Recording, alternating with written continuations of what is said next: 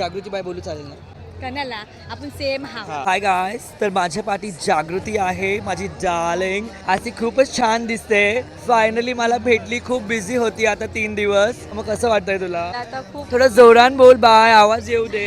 Public येतात लांबला म्हणून आमची मच्छी खायला, मच्छीची चव घ्यायला. खरं वाटतं की आता संपले 3 दिवस कसे गेले आम्हाला समजलंच नाही. तर ते प्रिपॅरेशन वगैरे करतं ते सोबतच सकाळपासून चालू होती ते आमचं 10 वाजल्यापासून ते संध्याकाळपर्यंत. आम्हाला असं एक मोठा सण असल्यासारखा फील होतं, आमच्या स्वतःचा हक्काचा सण असल्यासारखा. आणि हा माझा खास आहे.